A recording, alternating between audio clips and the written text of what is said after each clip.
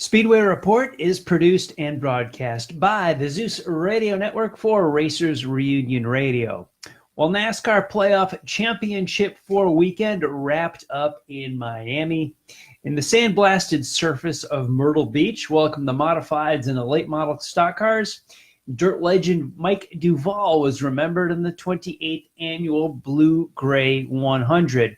We've got all this and a lot more coming up. Welcome to Speedway Report for Monday, November the 19th, 2018, from the shores of Lake Norman in Race City, USA, Mooresville, North Carolina.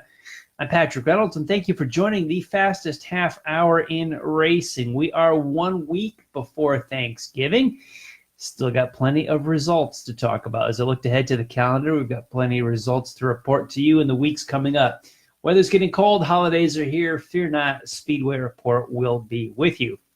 Let's begin with the triple header down in Homestead, Miami, Florida, that settled 3 NASCAR National Series championships. The Monster Energy NASCAR Cup 400 yesterday was won by Joey Logano, and he clinches the championship, the Cup championship for 2018. The Xfinity cars raced 300 miles on Saturday down in Miami, and Tyler Reddick bookended his season with his win in Daytona in February, and now his win Saturday night for the Xfinity Series championship. And on Friday in the Truck Series, they went 200 miles. Brett Moffitt won the race and the title, driving for Shiggy Hattori. I knew Shiggy fairly well when I used to work at Germain Racing. Shiggy was operating at the time, can't remember if it was an East Series. I guess it was the East Series or a Busch North Series, whatever it evolved into at that point. I think it was the East Series. But he was operating that out of one of Germain's 2 buildings here in Mooresville. And it's good to see him always involved in the sport. That team struggled to even stay alive this year. Possibly shut down due to funding. Nobody knows what they're doing next year, including Moffitt as a championship driver. But nice to have them win the championship in an underdog role. So all 3 races, Cup, Xfinity trucks, Logano, Reddick, and Moffitt, the race winners as well as the series champions. I think that's the first time that's happened. Incidentally, in the Cup race, the final 4 guys ran 1, 2, 3, 4. In the race yesterday. Getting down to the short tracks, the Blue-Gray 100 was at the Cherokee Speedway in Gaffney, South Carolina yesterday afternoon. Brandon Overton won the race and $10,000. And on Saturday, the Myrtle Beach 400, Friday too, Myrtle Beach 400 was held down there in the half mile. The late model stock car portion was won by Chad McCumbee. You heard him on the last half hour on Stars Radio with Jerry Smith. And the modifieds ran a doubleheader. Friday, 35 laps, won by Matt Hirschman, and Saturday's 40-lapper, won by Tommy Catalano. Makes the trip down from the Northeast, from Pennsylvania and New York, worth it when you can wind up in victory lane.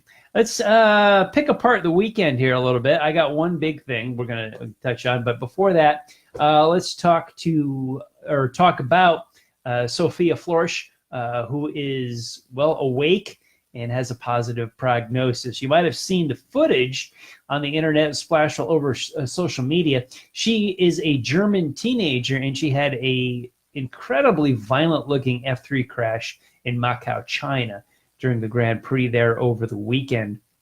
Soared through the air and over the normally about 4-foot-high barriers that they have on a street circuit there, and through the air, she cleared the fence and hit a barrier outside of the racetrack, and she is estimated to be going 172 miles per hour in the air as she flew over. A few cars made contact with another car, caught some more altitude, and hit this outside barrier with the rear of her single-seater rear engine car, about 172. I've looked at several angles of this crash as well as a lot of video. I have not seen any video or stills to really tell me how the crash happened.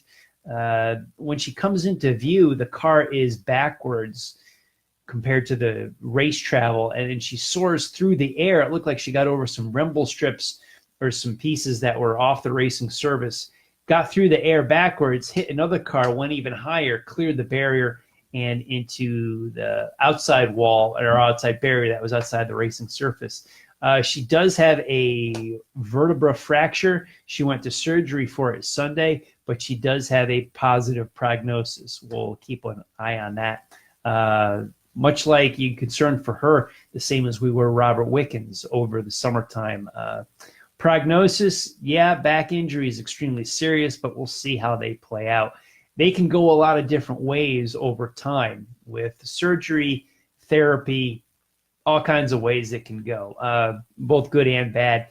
Never want to speculate in something like that, but Sophia was tweeting about her upcoming surgery yesterday. So good spirits, it looks like. And, you know, if you're on Twitter within a day of the crash, I'm just going to take that for what it is itself as a good sign. So good for that. If you haven't seen the footage, prepare yourself.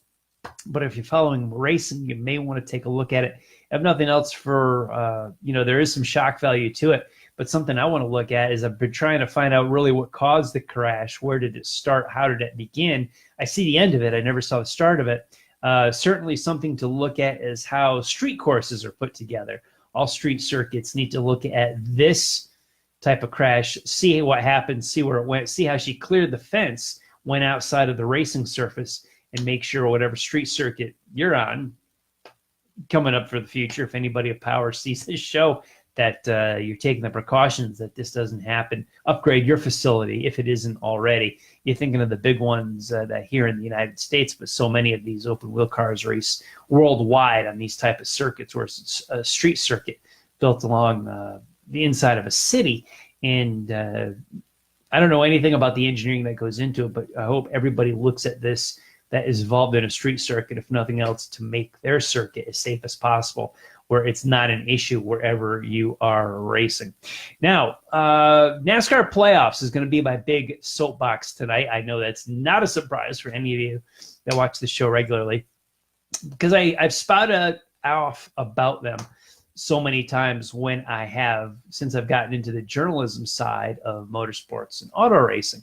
And purposely on this show, there are so many times that I try to stay away from them and don't talk about them all the time, because I could just keep bashing playoff style formats for championship formats week after week on this show. But certainly this weekend, where they're all settled in Miami, I get on my soapbox a little bit, if I can back up a little bit, during different points in the fall and the later summer, as NASCAR decides who's in the playoffs and who's out. And that's a major discussion point when a guy like me is trying to watch the race, follow it, and see it. And playoffs are kind of, in your face all the time about who's making them and who's not.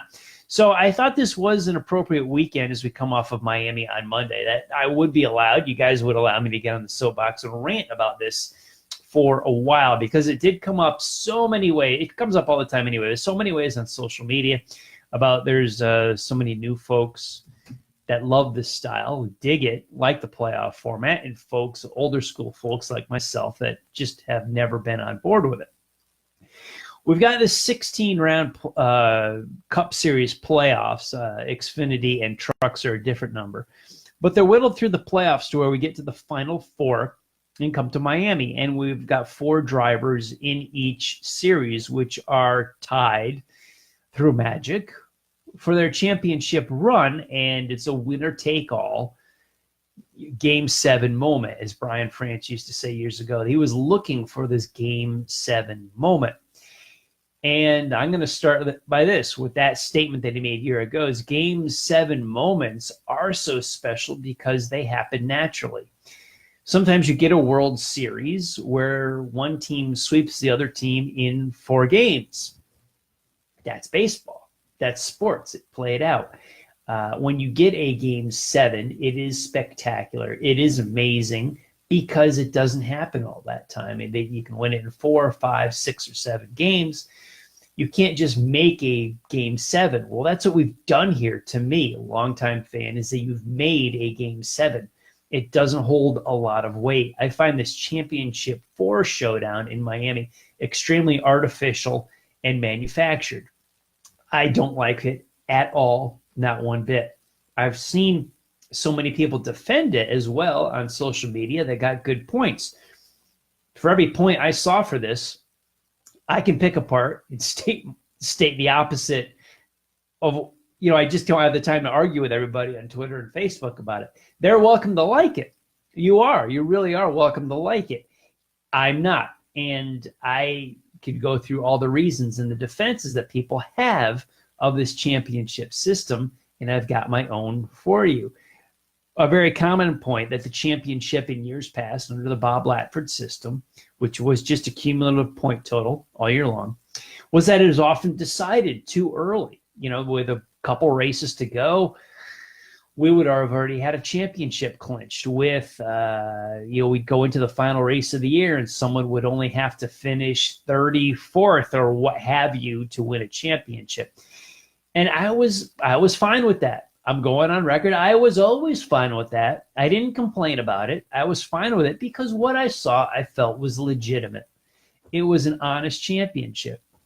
We use these stick and ball references all the time. Other people do, to support this playoff system. And auto racing is not stick and ball references. There's not comparable to any kind of stick and ball.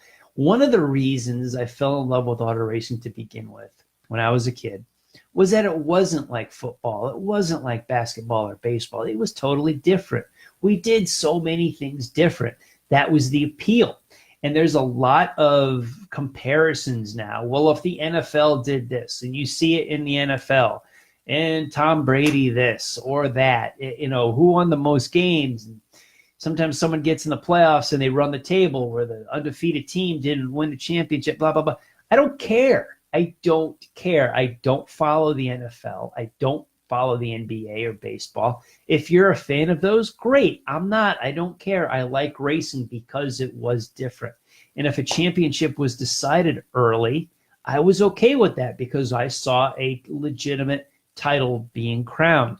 If the guy that won it by 400 points, 300 points, and it was settled way before we ever got to the last race of the season, fine. I was fine with that. So be it. Hey, some Super Bowls ended up 44-10 or what have you for the final score. If you wanted me to use a stick and ball reference, you'll use them with me. I'll use them with you. If a Super Bowl's a blowout, it is what it is. What are you going to do? A college basketball game, it's 10-0 at the top of the ninth. What are you going to do? I'm fine with that. That to me is literally sports playing out. And I'm not on board with this artificial, really fake championship. The Latford system that, Bob Latford devised that system where you got 175 to win, 170 for second, 165. It decreased by 5, by 4, and then 3 points, 5 points for leading a lap, 5 points for leading the most lap.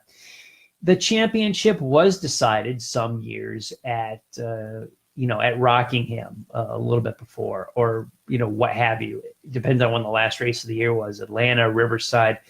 With a few races to go, sometimes the title was decided. That same system, the exact same system, remember, that gave us 1992.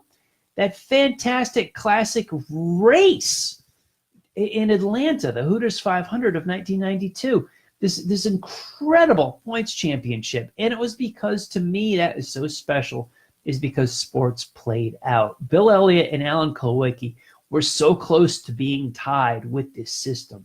It made this point championship spectacular, with Elliott winning the race and Kulwicki finishing second. And it came down to literally because Kulwicki led one more lap than Bill Elliott. It was that close in a cumulative system that started in February. That's what makes that race so special, where now we have a four-way tie guaranteed artificially in Miami. I'm not on board with this. There's other years. There's 1979. There's 1990, where the championship, the point total was so close, 20 points, 30 points, that it wasn't this shootout. And it was an amazing event because it happened naturally. We didn't force a game 7. We let Latford's system start in February at Daytona, and we just rolled through it till the end of the year. I thought that's what's made it special. And now it's this 4-way guaranteed system, and it just doesn't happen. And to me, I'm going to throw the stick and ball comparisons back at you because I've had so many thrown at me. We don't tie the Super Bowl at the 2-minute warning artificially for the sake of an exciting finish. The score is what the score is. We don't run quarters. We don't have the same dynamic of stick and ball sports, but we have all the cars on the track every week. We should not be running playoffs. I'm not on board with this. And if this system is so great, people talk about all the times we need this type of excitement. Simple question, where the heck is everybody? We've pulled so many grandstands out of these tracks, demolished them, torn them down, and we still can't fill the seats that we have. Miami was billed as a sellout for whatever, the 5th consecutive year. I certainly saw empty seats there, and I certainly saw tarps over the bottom of the grandstands in turn one. So this sellout is a crock too. If you've got tarps over grandstands, no, you did not sell out.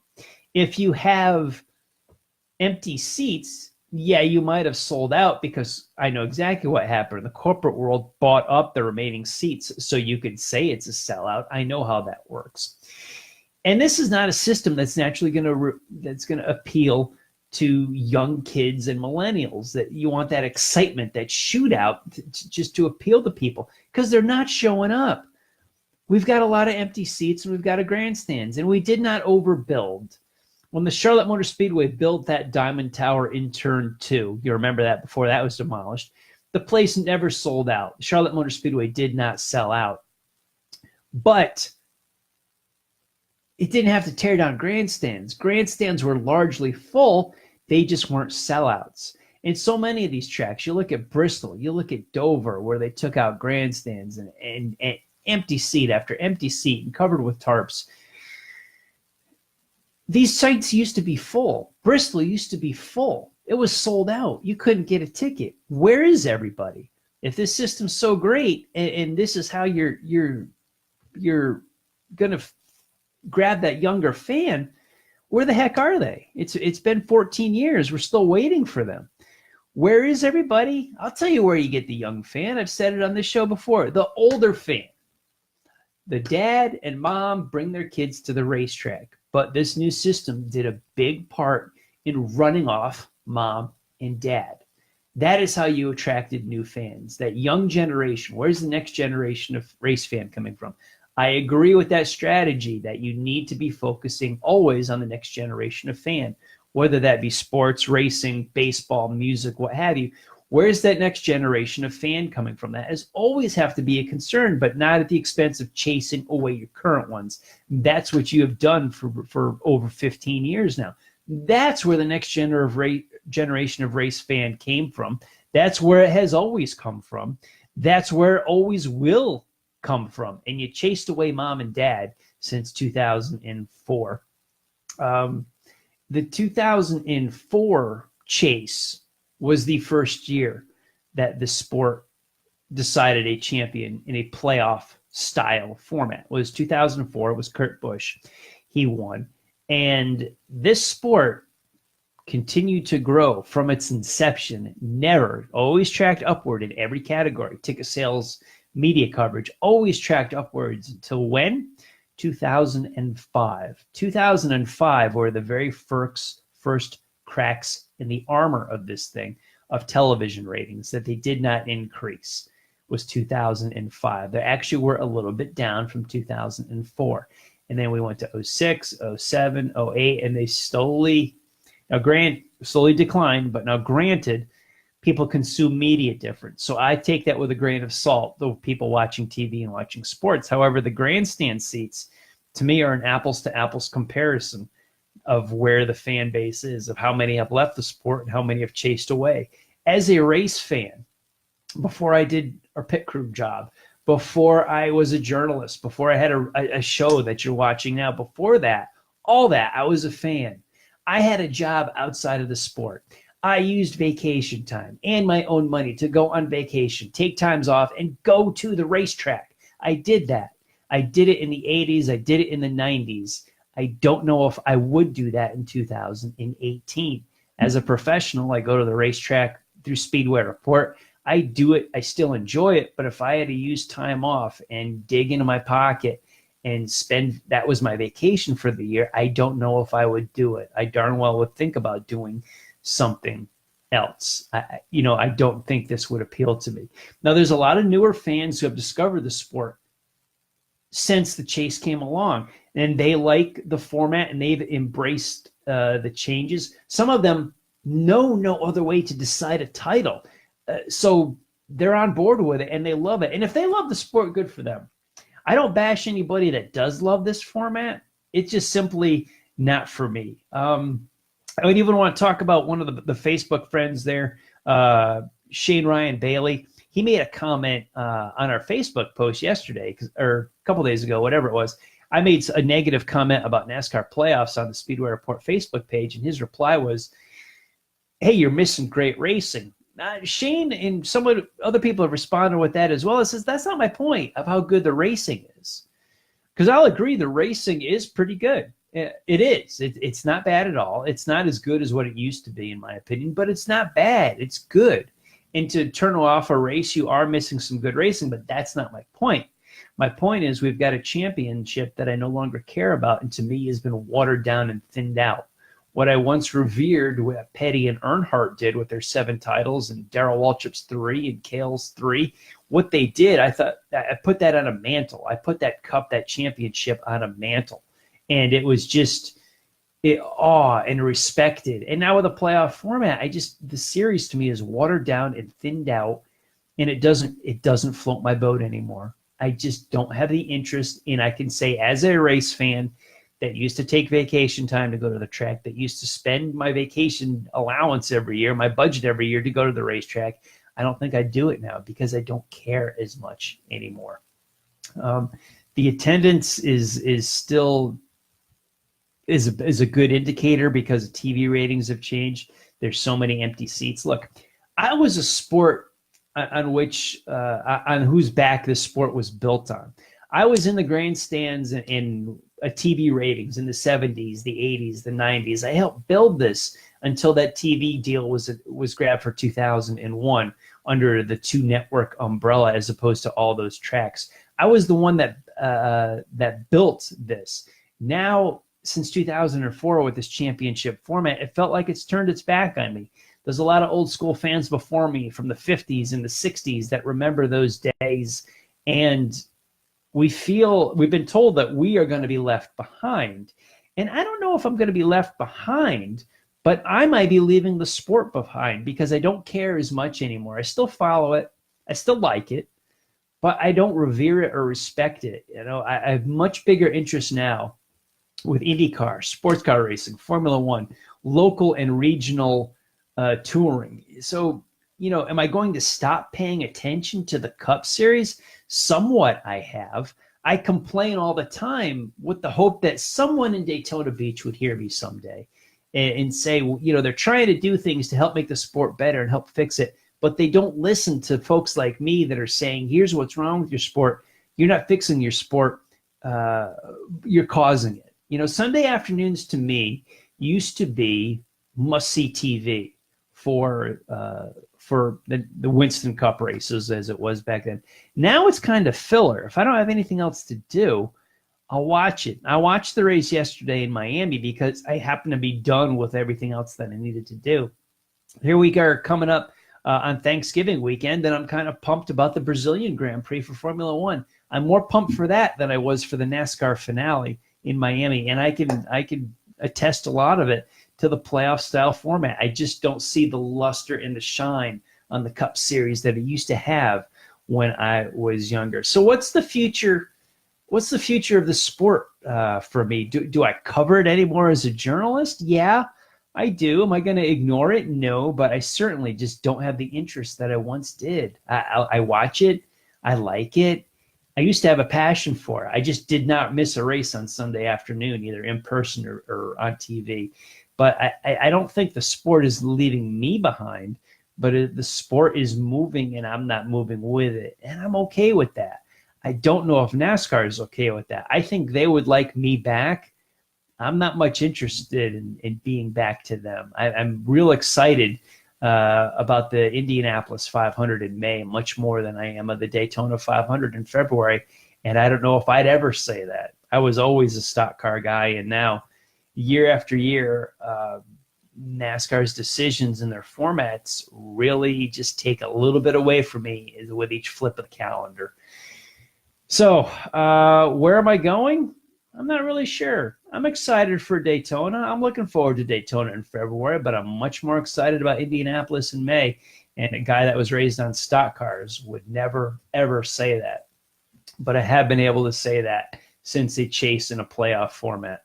If you've embraced these changes to NASCAR and love it, God bless you. I'm all for it. I hope you enjoy yourself. It's just not for this guy. As a race fan, I can't raise my glass and toast this as fantastic. I'll remember Matt Kenseth in 2003 very, very fondly for what a fantastic year he had and an earned championship. In between our broadcasts, keep up on the world of auto racing with SpeedwayReport.com. This show and all of our past shows are uploaded to the site. You also have racing articles to read. I'm working on one now, the ageless one, the great Brett Hearn. I'm writing a column about him. Got to see him race at the dirt track at Charlotte a few weeks ago.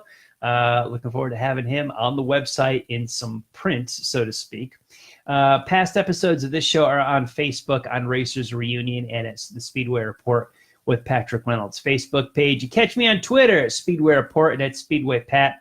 And if you want to go to the forum on racersreunion.com, our archived shows are there, as well as Google Plus and LinkedIn. Big thanks to everyone on the Facebook Live feed for joining the conversation during the show tonight. I want to thank all of the military past and present for the freedoms we enjoy as Americans in our daily life, including the simple things like bench racing right here on a Monday. Freedom is not free. And a veteran paid that bill for us. To all of the men and women who are defending freedom and watching Speedway Report, take care of yourselves and come home soon. A special salute to the teachers, school staff, firefighters, police officers, and paramedics in our own communities. They are quiet and modest heroes every single day. God bless and thank you. You have been watching Speedway Report from the shores of Lake Norman in Race City, USA, Mooresville, North Carolina. Please like our Facebook page, Speedway Report with Patrick Reynolds, and follow me on Twitter at Speedway Pat. If you're on Facebook, head to the Drag Racing List page. Racing and Rockin' is on at the top of the hour. Bill, John, and Barb will have some cool music and some drag racing talk. We will be back live here on Facebook in 1 week, Monday, November the 26th, with a look at Wall Stadium's Turkey Derby, Southern Nationals Thanksgiving Classic, Abu Dhabi's F1 finale, and a whole lot more. Thank you all for joining us. Happy Thanksgiving this week. I'll see y'all next time.